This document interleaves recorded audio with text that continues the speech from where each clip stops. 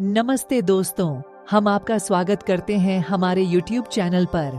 आज हम बात करने जा रहे हैं एक ऐसे श्रेष्ठ ग्रंथ की जिसने हमारे मानवीय जीवन को दिशा देने का काम किया है, भगवद गीता का। यह ग्रंथ महाभारत के भीष्म पर्व में स्थित है और भगवान श्री कृष्ण और अर्जुन के बीच हुए संवाद के रूप में प्रस्तुत है। इस वीडियो में हम आपको भगवद गीता की महत्वपूर्ण बातें, संदेश और सीख देंगे जो आपके जीवन को और भी सफल बनाने में मदद करेंगे। तो चलिए बिना देरी कीजिए और इस अद्वितीय ग्रंथ के ज्ञान में अपनी यात्रा शुरू करते हैं।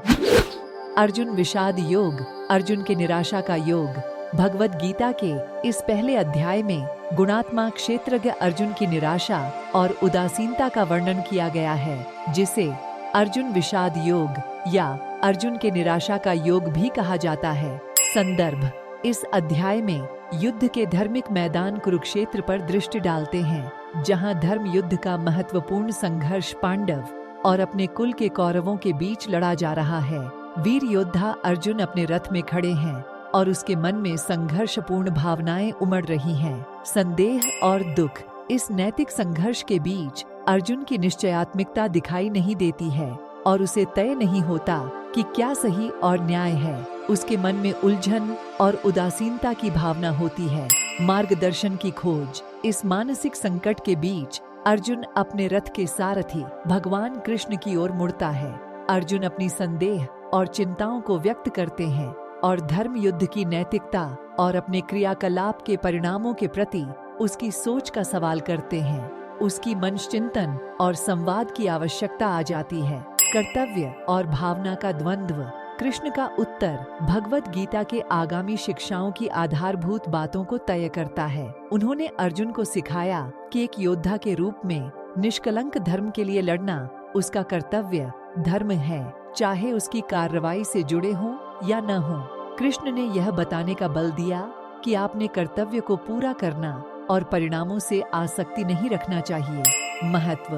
अर्जुन विषाद योग व्यक्तिगत कर्तव्य और भावनाओं के बीच के संघर्ष को उजागर करता है। जो लोग अक्सर जीवन में अपनी भूमिकाओं और जज्बातों को सामंजस्यपूर्ण करने के लिए मुझसे गुजरते हैं। अर्जुन की आंतरिक संघर्ष वो चुनौतियों का प्रतिबिंब है जिन्हें लोग अक्सर जीवन में महसूस करते हैं जब वे अपने दायित्वों और अपने भावनाओं को मेल करने की कोशिश करते हैं। मुख्य शिक्षाएं। 1.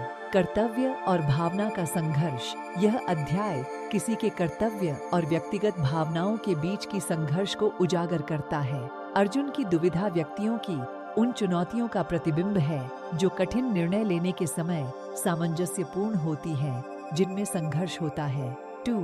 धर्म का महत्व। कृष्ण धर्म कर्तव्य के महत्व को बताते हैं और कैसे योद्धा के रूप में न्याय और धर्म के लिए लड़ना चाहिए, चाहे उसके व्यक्तिगत रिश्तों से जुड़ा हो या नहीं। 3. परिणामों से अलगी। कृष्ण ने अपने उत्तर में कार्रवाई के परिणामों से आसक्ति के बिना कार्रवाई करने की आवश्यकता की बात की।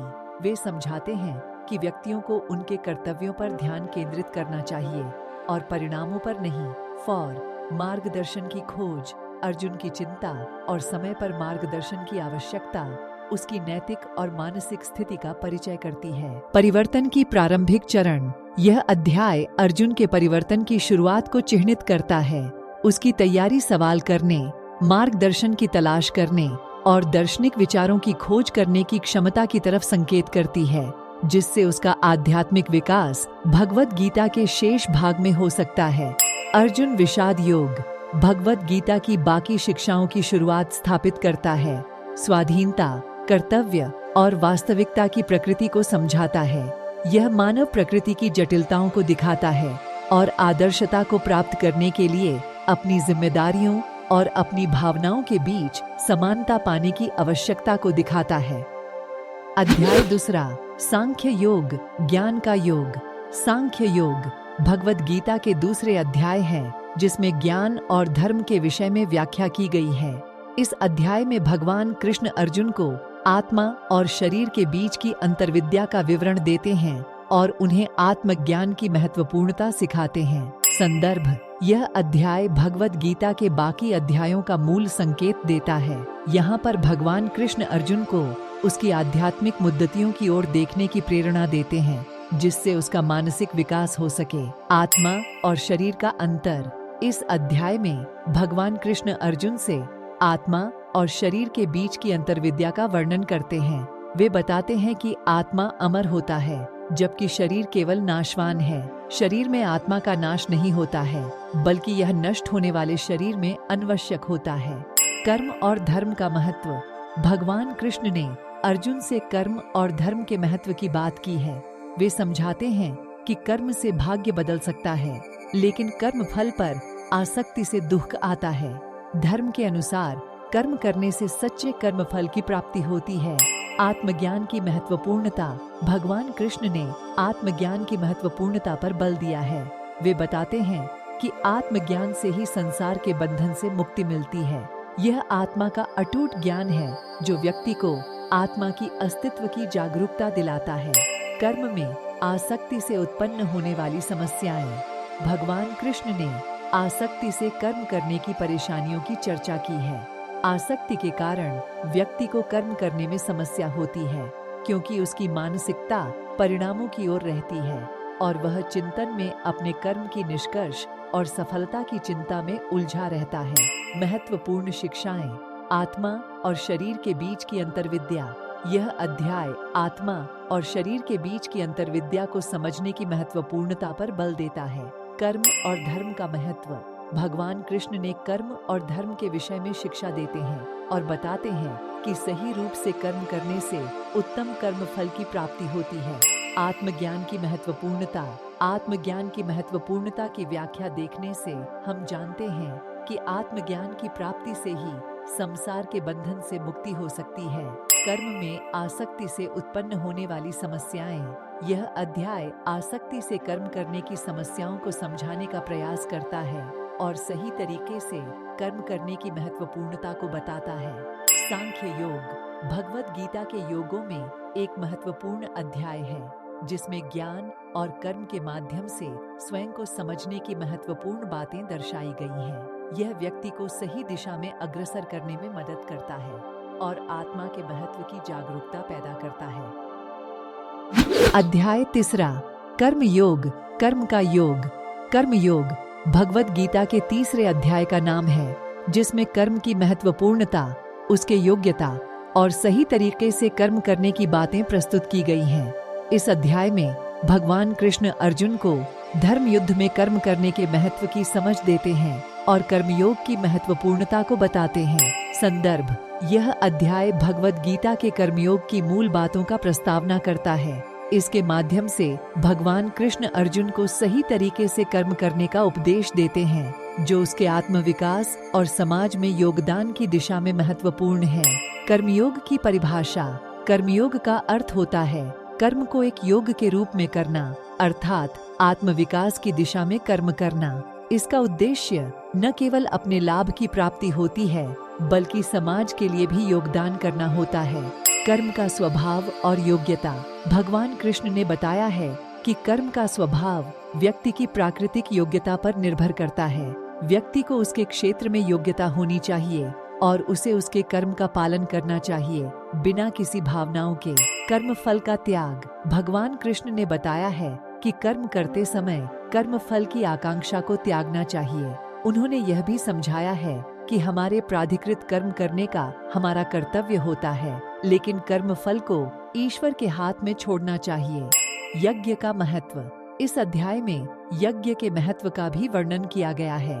भगवान कृष्ण ने बताया है कि यज्ञ से ही समाज का विकास होता है, क्योंकि यज्ञ द्वारा ही ईश्वर को प्रसन्न किया जा सकता है और समाज के लिए भलाई हो सकती है। सही कर्म की महत्वपूर्णता।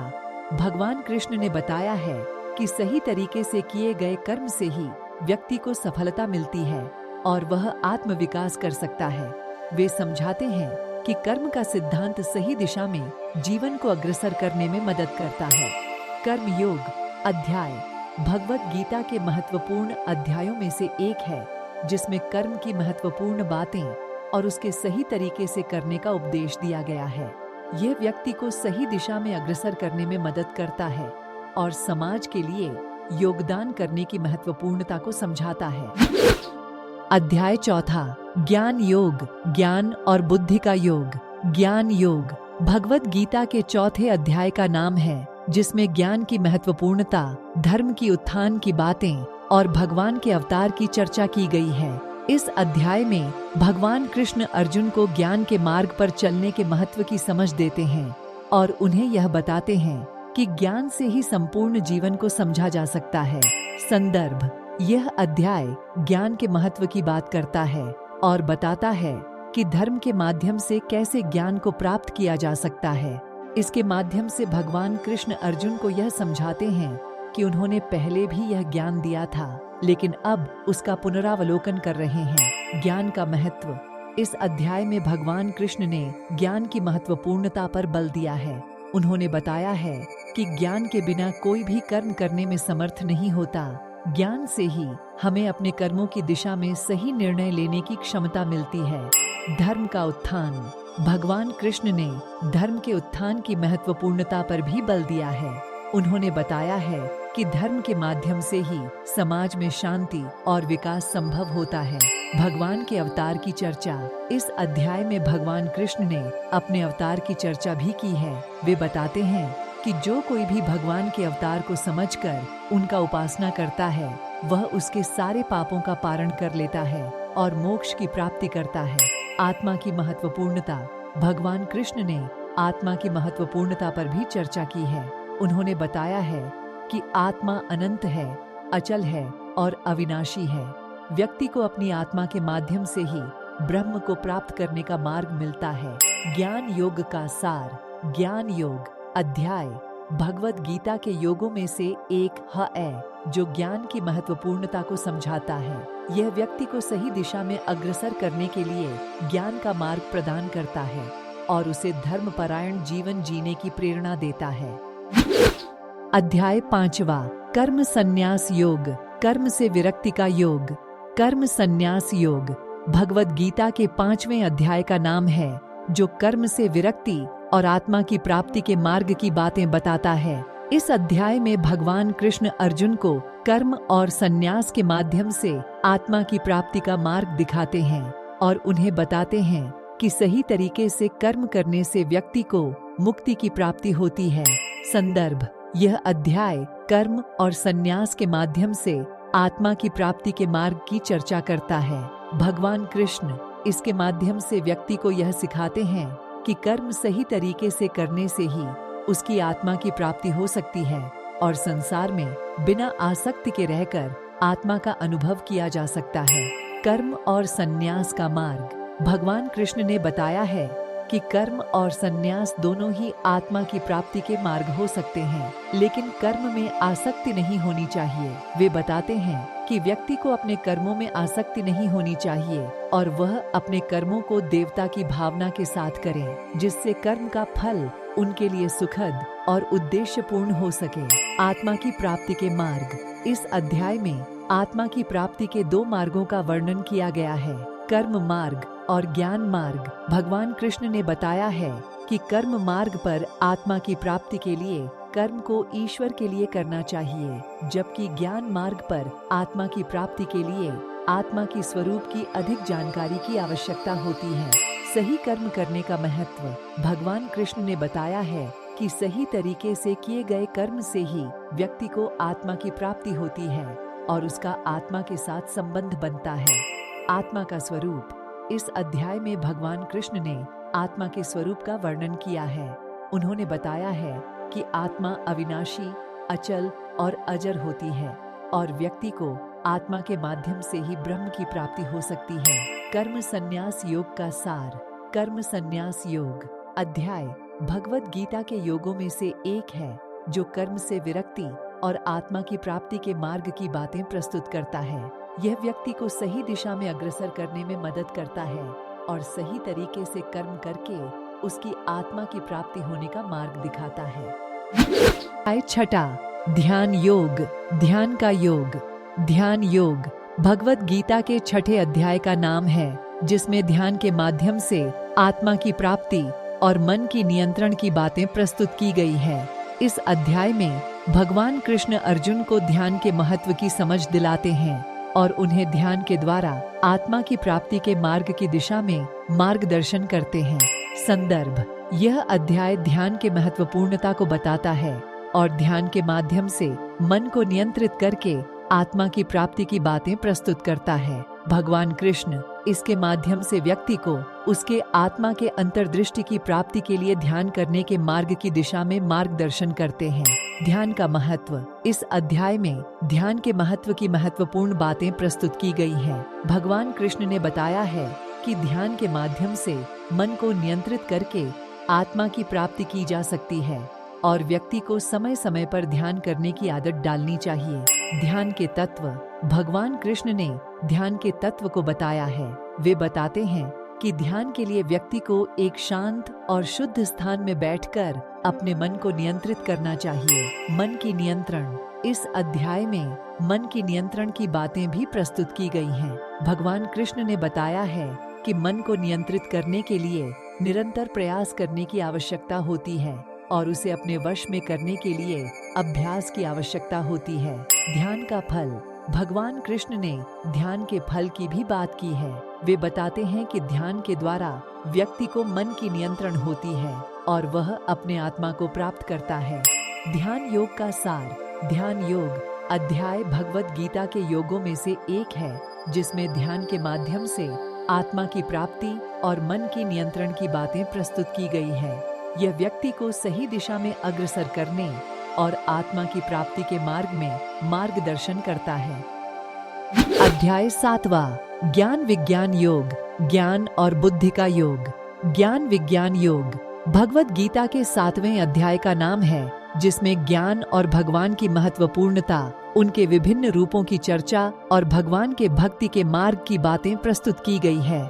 इस अध्याय में भगवान कृष्ण अर्जुन को ज्ञान के महत्व की समझ दिलाते हैं और उन्हें यह बताते हैं कि व्यक्ति को भगवान की उपासना करने के लिए विभिन्न रूपों का स्वीकार करना चाहिए।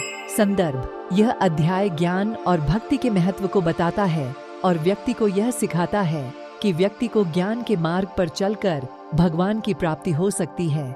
ज्ञान की महत्वपूर्णता: भगवान कृष्ण ने ज्ञान की महत्वपूर्णता पर बल दिया है। वे बताते हैं कि ज्ञान के बिना कोई भी कर्म करने में समर्थ नहीं होता और व्यक्ति को ज्ञान के मार्ग पर चलकर ही अपने आत्मा की प्राप्ति हो सकती है।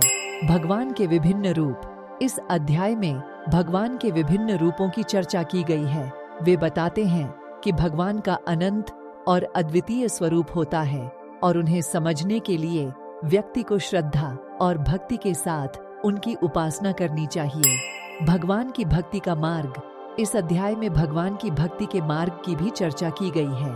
भगवान कृष्ण ने बताया है कि व्यक्ति को अपने मन से उनकी उपासना करनी चाहिए और उनकी भक्ति का पालन करना चाहिए। ज्ञान विज्ञान योग का सार: ज्ञान विज्ञान योग अध्याय भगवद गीता के योगों में से एक है, जिसमें ज्ञान और भगवान की महत्वपूर्णता, उनके विभिन्न रूपों की चर्चा और भगवान के भक्ति के मार्ग की बातें प्रस्तुत की गई हैं। यह व्यक्ति को सही दिशा में अग्रसर करने और आत्मा की प्राप्ति के मार्ग में मार्गदर्शन करता है। अध्याय 8वां: अक्षर ब्रह्म योग, अविनाशी अव्यक्त का योग। अक्षर ब्रह्म योग भगवद गीता के 8वें अध्याय का नाम है, जिसमें अविनाशी और अव्यक्त ब्रह्म की चर्चा होती है। इस अध्याय में भगवान कृष्ण अर्जुन को जीवन की अंतिम पलों में अविनाशी ब्रह्म का स्मरण करने के महत्व की सीख देते हैं और उन्हें आत्मा को कैसे मोक्ष की प्राप्ति की दिशा में प्रेषित करने का उपाय बताते हैं। संदर्भ: यह अध्याय आत्मा के अविनाशी स्वरूप की चर्चा करता है और व्यक्ति को जीवन की अंतिम समय में भगवान के नाम का स्मरण करके आत्मा को मोक्ष की प्राप्ति की दिशा में प्रेषित करने का मार्ग बताता है।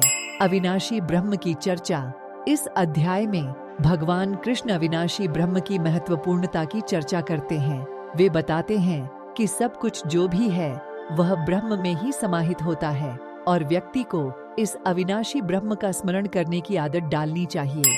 आत्मा की मोक्ष की प्राप्ति: इस अध्याय में भगवान कृष्ण ने आत्मा की मोक्ष की प्राप्ति के मार्ग की बातें प्रस्तुत की है। वे बताते हैं कि व्यक्ति को अपने आत्मा का स्वरूप जानने के लिए भगवान के नाम का स्मरण करना चाहिए और व्यक्ति को जीवन की अंतिम समय में भगवान की उपासना करके आत्मा को मोक्ष की प्राप्ति हो सकती है। समय का महत्व। भगवान कृष्ण ने बताया है कि व्यक्ति को अपने आत्मा का स्वरूप जानने के लिए समय का महत्व समझना चाहिए। वे बताते हैं कि आत्मा को मोक्ष की प्राप्ति के लिए व्यक्ति को जीवन की अंतिम समय में भगवान के नाम का स्मरण करने का उपाय अपनाना चाहिए। अक्षर ब्रह्म योग का सार। अक्षर ब्रह्म योग अध्याय भगवत गीता के योगों में से एक है, जिसमें अविनाशी और अव्यक्त ब्रह्म की चर्चा होती है और व्यक्ति को जीवन की अंतिम पलों में अविनाशी ब्रह्म का स्मरण करने के महत्व की सीख देते हैं और उन्हें आत्मा को कैसे मोक्ष की प्राप्ति की दिशा में प्रेषित करने का उपाय बताते हैं। अध्याय 9वां राजविद्या राजगुह्य योग। राजविद्या और राजगुह्य का योग। राजविद्या राजगुह्य योग भगवत गीता के 9वें अध्याय का नाम है, जिसमें राजविद्या और राजगुह्य की महत्वपूर्णता, भगवान की विशेष भक्ति और भगवान के विभिन्न रूपों की चर्चा होती है। इस अध्याय में भगवान कृष्ण अर्जुन को भगवान की भक्ति के महत्व की समझ दिलाते हैं और उन्हें यह बताते हैं कि राजविद्या और राजगुह्य के मार्ग से कैसे मोक्ष की प्राप्ति हो सकती है। संदर्भ। यह अध्याय राजविद्या और राजगुह्य की महत्वपूर्णता को बताता है और भगवान की भक्ति के मार्ग से मोक्ष की प्राप्ति के बारे में चर्चा करता है। राजविद्या और राजगुह्य का अर्थ। इस अध्याय में राजविद्या का अर्थ है जीवन के आदिकाल से लेकर संपूर्ण विश्व की उत्पत्ति और विकास का ज्ञान, जो भगवान कृष्ण के द्वारा दिया गया है। राजगुह्य का अर्थ है विशेष और गोपनीय ज्ञान, जो भगवान के भक्तों को दिया जाता है और जिससे व्यक्ति भगवान की विशेष भक्ति में लग सकता है। भगवान की विशेष भक्ति। भगवान कृष्ण ने बताया है कि व्यक्ति को भगवान की विशेष भक्ति में लगकर उसका चिंतन करना चाहिए। वे बताते हैं कि उसकी भक्ति और श्रद्धा के साथ ही व्यक्ति को मोक्ष की प्राप्ति होती है। भगवान के विभिन्न रूप। इस अध्याय में भगवान के विभिन्न रूपों की चर्चा होती है। वे बताते हैं कि भगवान का सब कुछ ही सृष्टि का कारण है और उन्हें समझने के लिए व्यक्ति को भगवान के भक्ति और स्मरण का उपाय अपनाना चाहिए। राजविद्या और राजगुह्य के मार्ग। भगवान कृष्ण ने बताया है कि राजविद्या और राजगुह्य के मार्ग से भी मोक्ष की प्राप्ति हो सकती है। व्यक्ति को भगवान की भक्ति में लगकर उसका स्मरण करना चाहिए और व्यक्ति को अपने कर्मों को भगवान को समर्पित करना चाहिए। राजविद्या राजगुह्य योग का सार। राजविद्या राजगुह्य योग अध्याय भगवत गीता के योगों में से एक है, जिसमें राजविद्या और राजगुह्य की महत्वपूर्णता, भगवान की विशेष भक्ति और भगवान के विभिन्न रूपों की चर्चा होती है। यह व्यक्ति को भगवान की विशेष भक्ति में लगने और राजविद्या और राजगुह्य के मार्ग से मोक्ष की प्राप्ति की दिशा में मार्गदर्शन करता है। अध्याय 10वां विभूति योग। दिव्य महिमाओं का योग। विभूति योग भगवत गीता के 10वें अध्याय का नाम है, जिसमें भगवान की विभूतियों, दिव्य महिमाओं की महत्वपूर्णता, उनके अनंत रूपों की चर्चा और भगवान की उपासना के मार्ग की बातें प्रस्तुत की गई है। इस अध्याय में भगवान कृष्ण अर्जुन को उनकी विभूतियों के माध्यम से उनकी महिमा का वर्णन करते हैं, जिससे उन्हें भगवान की महत्वपूर्णता की समझ होती है और उन्हें भगवान की उपासना के मार्ग की दिशा में प्रेरित करते हैं। विभूतियों की महत्वपूर्णता। भगवान कृष्ण इस अध्याय में अपनी विभूतियों की महत्वपूर्णता को बताते हैं। वे बताते हैं कि सब कुछ जो भी उनके सृष्टि में है वह उनकी विभूतियां हैं और उनकी विभूतियों के माध्यम से ही वे संपूर्ण विश्व को धारण करते हैं। दिव्य रूपों का वर्णन। भगवान के दिव्य रूपों का वर्णन इस अध्याय में किया गया है। वे बताते हैं कि उनके अनंत रूप अनेक हैं और उनका केवल एक अंश ही मात्र संसार में दिखलाया जाता है। भगवान की महिमा की समझ। इस अध्याय में भगवान कृष्ण अपनी महिमा की समझ दिलाते हैं। वे बताते हैं कि सभी श्रेष्ठ गुणों का स्रोत उन्हीं में है और सभी दिव्य गुण उन्हीं की प्रतिष्ठा में है। भगवान की उपासना का मार्ग। भगवान कृष्ण ने बताया है कि भगवान की उपासना के लिए व्यक्ति को उनकी विभूतियों का अध्ययन करना चाहिए और उनकी महिमा को समझना चाहिए। व्यक्ति को भगवान की उपासना करते समय उनकी विभूतियों का स्मरण करना चाहिए और उन्हें अपने मन में स्थापित करके उनकी उपासना करनी चाहिए। विभूति योग का सार। विभूति योग अध्याय भगवत गीता के योगों में से एक है, जिसमें भगवान की विभूतियों, दिव्य महिमाओं की महत्वपूर्णता, उनके अनंत रूपों की चर्चा और भगवान की उपासना के मार्ग की बातें प्रस्तुत की गई है। यह व्यक्ति को भगवान की महत्वपूर्णता की समझ होती है और उन्हें उनकी उपासना के मार्ग में प्रेरित करता है। अध्याय 11 विश्वरूप दर्शन योग, विश्वव्यापी रूप की दृष्टि का योग।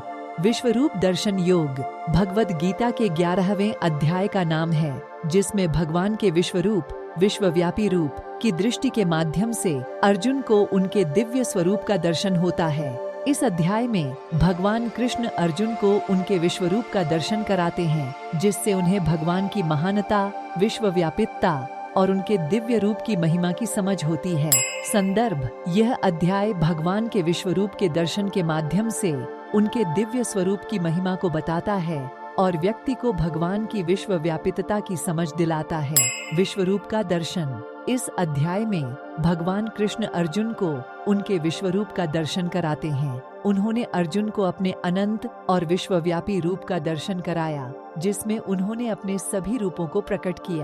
दिव्य स्वरूप की महिमा: भगवान के विश्वरूप के दर्शन से अर्जुन को उनके दिव्य स्वरूप की महिमा की समझ होती है। उन्होंने दिखाया कि वे संपूर्ण विश्व के सृष्टा, संहारक और पालक हैं और उनके दिव्य रूप की महिमा अत्यधिक है। भगवान की महानता और विश्वव्यापिता: इस अध्याय में भगवान की महानता और विश्वव्यापिता की महत्वपूर्णता को बताया गया है। वे दिखाते हैं कि वे संपूर्ण विश्व को व्याप्त करने वाले हैं और उनके दिव्य स्वरूप की महिमा अत्यधिक है। भगवान की उपासना का मार्ग: इस अध्याय में भगवान कृष्ण ने बताया है कि भगवान की उपासना करने का सही मार्ग है कि व्यक्ति उनके विश्वरूप का ध्यान करे और उनके दिव्यता को समझे। व्यक्ति को भगवान की उपासना करते समय उनके विश्वरूप का स्मरण करना चाहिए और उनके दिव्य स्वरूप की महिमा को मन में स्थापित करके उन्हें पूजनीय मानना चाहिए। विश्वरूप दर्शन योग का सार: विश्वरूप दर्शन योग अध्याय भगवद गीता के योगों में से एक है, जिसमें भगवान के विश्वरूप, विश्वव्यापी रूप की दृष्टि के माध्यम से अर्जुन को उनके दिव्य स्वरूप का दर्शन होता है। यह व्यक्ति को भगवान की महानता, विश्वव्यापिता और उनके दिव्य रूप की महिमा की समझ होती है और उन्हें भगवान की उपासना के मार्ग में प्रेरित करता है।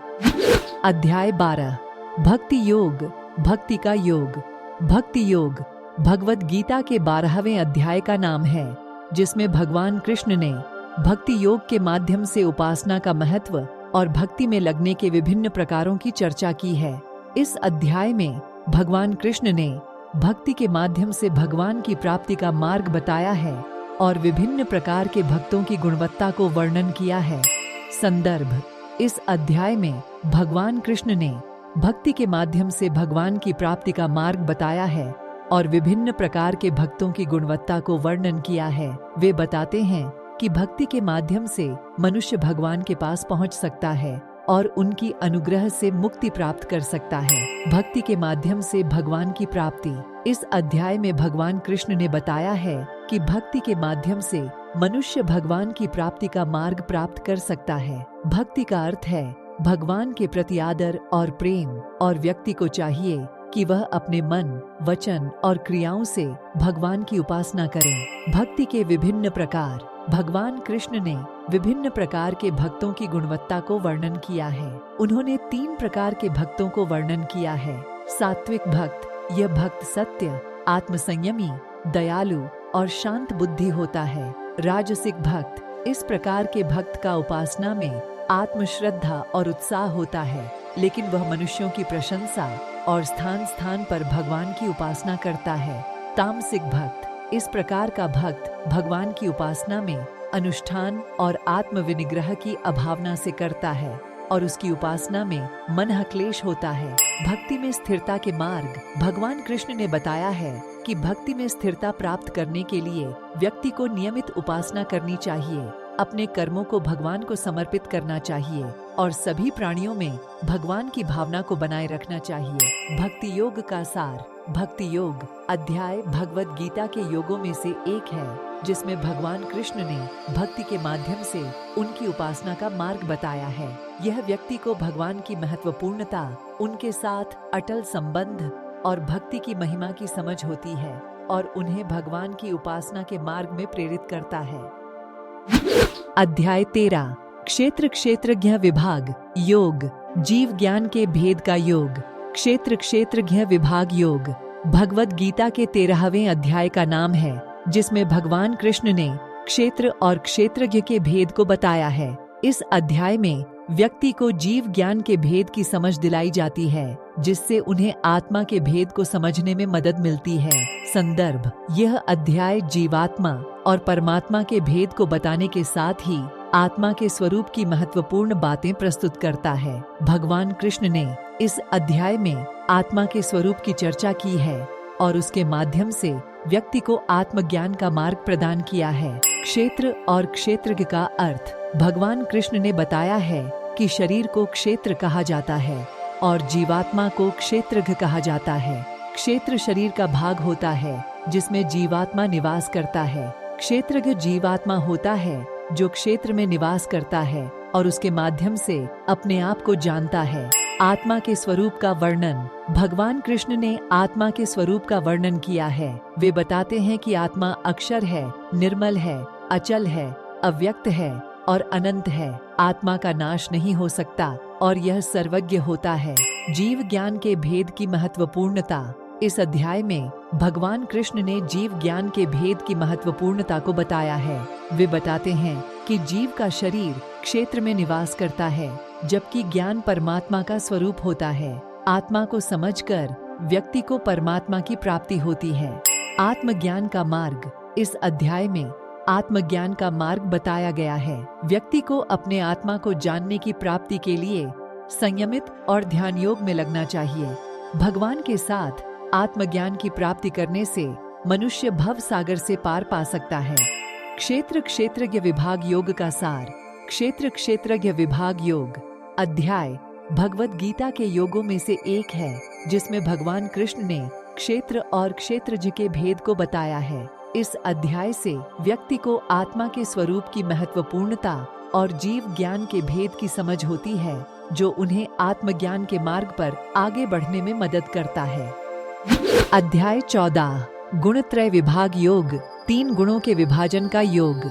गुणत्रय विभाग योग भगवद गीता के 14वें अध्याय का नाम है, जिसमें भगवान कृष्ण ने मनुष्य के 3 प्रमुख गुणों सत्व, रजस और तमस के विभाजन की बात की है। इस अध्याय में व्यक्ति को गुणों के प्रभाव की समझ दिलाई जाती है और उन्हें उन गुणों के प्रकार और उनके आवश्यकता के बारे में जानकारी प्राप्त होती है। संदर्भ: यह अध्याय मनुष्य के व्यक्तिगतीकरण में 3 गुणों के महत्वपूर्ण योगदान को बताने के साथ साथ उन गुणों के प्रभाव की समझ प्रस्तुत करता है। व्यक्ति को यह समझाने में मदद मिलती है कि गुणों के आधार पर व्यक्ति का व्यवहार कैसे होता है और उनका स्वभाव कैसा होता है। 3 गुणों का विभाजन: भगवान कृष्ण ने 3 प्रमुख गुणों का विभाजन किया है। सत्व: सत्व गुण का महत्वपूर्ण विशेषता है और यह ज्ञान, ज्ञानात्मकता और ज्ञानशीलता के साथ जुड़ा होता है। सत्व गुण में रहने वाले व्यक्ति का मन शांत, स्थिर और समझदार रहता है। रजस: रजस गुण उत्साह, आक्रमण और चेष्टाशीलता के साथ जुड़ा होता है। रजस गुण में रहने वाले व्यक्ति का मन अध्ययन और कर्म में लगा रहता है, लेकिन वह आक्रमणशील और अशांत हो सकता है। तमस: तमस गुण अज्ञान, मोह और निरुत्साह के साथ जुड़ा होता है। तमस गुण में रहने वाले व्यक्ति का मन अकारण, उदासीनता और अक्रिया में रहता है। गुणों के प्रभाव: भगवान कृष्ण ने गुणों के प्रभाव को बताया है। व्यक्ति का व्यवहार, सोच और आचरण उनके प्रमुख गुणों के आधार पर होता है। सत्व गुण में रहने वाले व्यक्ति का व्यवहार श्रेष्ठ, रजस गुण में रहने वाले का व्यवहार मध्यम और तमस गुण में रहने वाले का व्यवहार नीच होता है। गुणत्रय विभाग योग का सार: गुणत्रय विभाग योग अध्याय भगवद गीता के योगों में से एक है, जिसमें भगवान कृष्ण ने मनुष्य के 3 प्रमुख गुणों सत्व, रजस और तमस के विभाजन की बात की है। इस अध्याय में व्यक्ति को गुणों के प्रभाव की समझ दिलाई जाती है, जो उन्हें अपने व्यवहार और व्यक्तिगत विकास में मदद करती है। अध्याय 15 पुरुषोत्तम योग उच्च दिव्य पुरुष का योग। पुरुषोत्तम योग भगवद गीता के 15वें अध्याय का नाम है, जिसमें भगवान कृष्ण ने पुरुषोत्तम उच्च दिव्य पुरुष का वर्णन किया है। इस अध्याय में भगवान कृष्ण ने संसारिक और दिव्य पुरुष के विचार को बताया है, जिससे व्यक्ति को उनके स्वरूप और आवश्यकता का समझ मिलता है।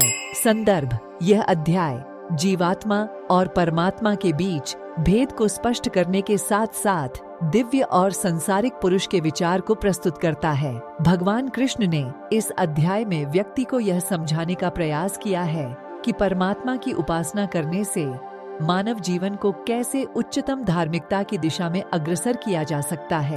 दिव्य और संसारिक पुरुष का वर्णन: भगवान कृष्ण ने इस अध्याय में दिव्य और संसारिक पुरुष के विचार को बताया है। उन्होंने बताया है कि जो लोग परमात्मा के प्रति भक्ति और साधना में लगे रहते हैं वे दिव्य पुरुष होते हैं और मोक्ष की प्राप्ति करते हैं। वे परमात्मा का साक्षात्कार कर उसके पास पहुंचते हैं। पुरुषोत्तम के गुण: भगवान कृष्ण ने दिव्य पुरुष के गुणों का वर्णन किया है। उन्होंने बताया है कि दिव्य पुरुष सर्वत्र समदर्शी होते हैं। वे सभी में समान भाव रखते हैं और उन्हें समस्त जीवों के प्रति प्रेम होता है।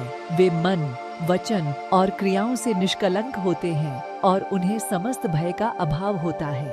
संसारिक पुरुष का वर्णन: भगवान कृष्ण ने संसारिक पुरुष के गुणों का वर्णन किया है। वे बताते हैं कि संसारिक पुरुष स्वार्थी होते हैं, उन्हें अपने कार्यों का फल चाहिए और उन्हें भगवान की उपासना में आसक्ति नहीं होती है। पुरुषोत्तम योग का सार: पुरुषोत्तम योग अध्याय भगवद गीता के योगों में से एक है, जिसमें भगवान कृष्ण ने दिव्य और संसारिक पुरुष के विचार को प्रस्तुत किया है। इस अध्याय से व्यक्ति को यह समझाने का प्रयास किया गया है कि परमात्मा के प्रति उनकी भक्ति और साधना से कैसे उच्चतम धार्मिकता की प्राप्ति हो सकती है और कैसे वे मोक्ष की प्राप्ति कर सकते हैं। अध्याय 16 दैवासुर संपद विभाग योग: दिव्य और अदिव्य के बीच के विभाजन का योग। दैवासुर संपद विभाग योग भगवद गीता के 16वें अध्याय का नाम है, जिसमें भगवान कृष्ण ने मनुष्यों के दिव्य भगवान की ओर प्रवृत्ति वाले और अदिव्य अधर्मी और दुष्ट गुणों के बीच के विभाजन की बात की है। इस अध्याय में व्यक्ति को दिव्य और अदिव्य गुणों के प्रभाव की समझ दिलाई जाती है और उन्हें उन गुणों के प्रकार और परिणामों के बारे में जानकारी प्राप्त होती है। संदर्भ: यह अध्याय मनुष्य के अंतर्निहित गुणों के प्रभाव को समझाने के साथ साथ उनके धार्मिक और आचारिक विकास को बताने का प्रयास करता है। व्यक्ति को यह समझाने में मदद मिलती है कि वे अपने आचार और व्यवहार में किस दिशा में बढ़ते जा रहे हैं। दिव्य और अदिव्य गुणों का वर्णन: भगवान कृष्ण ने इस अध्याय में दिव्य और अदिव्य गुणों का वर्णन किया है। वे बताते हैं कि जो लोग दिव्य गुणों में रहते हैं वे सत्य, तपस्या और आत्म संयम में निष्ठावान होते हैं। वे दयालु, सजीव और आत्मा के प्रति समर्पित होते हैं। विरोध के बावजूद वे शांति में रहते हैं और उनके मन में सदैव भगवान की ओर प्रेम रहता है। अदिव्य गुणों के बारे में भगवान कृष्ण ने बताया है कि जो लोग अदिव्य गुणों में रहते हैं वे अहंकार पूरित, अनिष्टाचारी और अधर्मी होते हैं। उन्हें दूसरों के साथ न्याय, सद्भाव और संबंध में आचार्यों की निर्देशिका का पालन नहीं होता। दिव्य और अदिव्य गुणों के प्रभाव: भगवान कृष्ण ने दिव्य और अदिव्य गुणों के प्रभाव को बताया है। उन्होंने बताया है कि जो लोग दिव्य गुणों के प्रभाव में रहते हैं वे सुखमय और आत्मज्ञानी होते हैं और उन्हें आत्मा का अवलोकन होता है। वे परमात्मा के प्रति भक्ति में लगे रहते हैं और समस्त जीवों के प्रति प्रेम रखते हैं।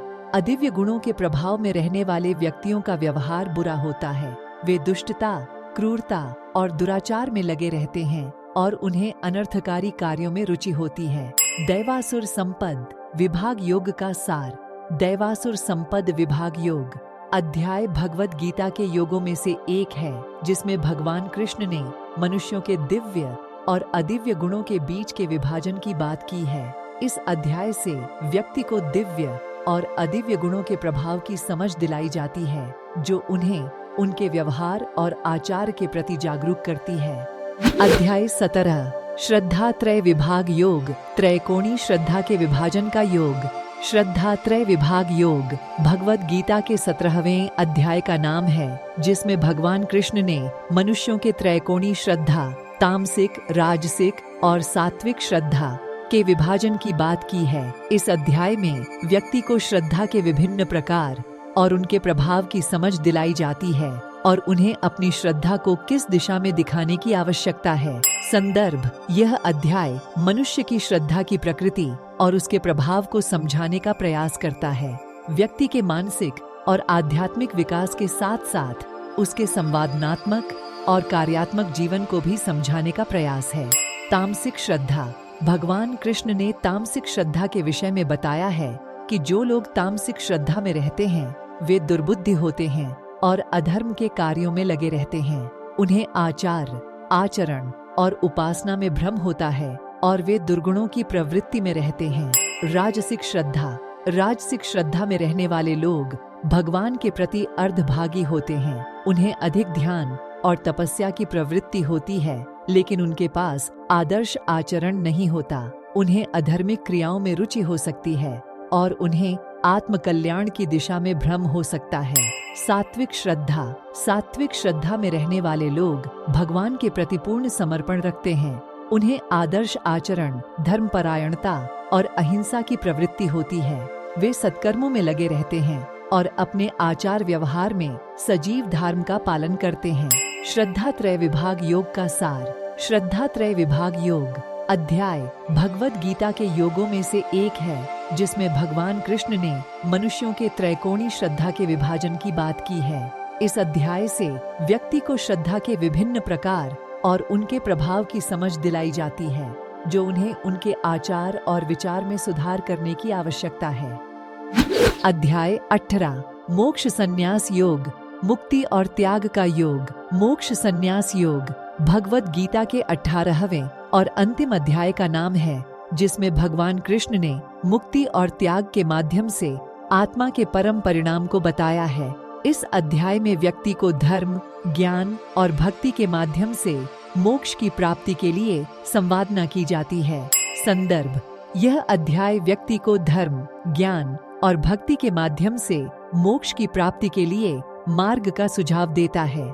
भगवान कृष्ण ने इस अध्याय में व्यक्ति को यह समझाने का प्रयास किया है कि वे अपने कर्मों के प्रति कैसे साक्षात्कार कर सकते हैं और उन्हें अपने आत्मा को आत्मा में स्थित करने का तरीका क्या है। मोक्ष और त्याग की प्राप्ति: इस अध्याय में भगवान कृष्ण ने आत्मा के मुक्ति के लिए त्याग का महत्व बताया है। व्यक्ति को अपने कर्मों की फलास्फलता में आसक्ति नहीं करनी चाहिए और उन्हें केवल कर्म का परिणाम नहीं, बल्कि कर्म की योग्यता और निष्कामता पर ध्यान केंद्रित करना चाहिए। त्रिगुणात्मिक त्याग: भगवान कृष्ण ने त्रिगुणात्मिक त्याग की बात की है, जिसमें व्यक्ति को आत्मा की शुद्धि के लिए सत्व, रजस और तमस गुणों के प्रभाव को समझने का प्रयास किया गया है। भक्ति की महत्व: इस अध्याय में भगवान कृष्ण ने भक्ति की महत्वपूर्णता की बात की है।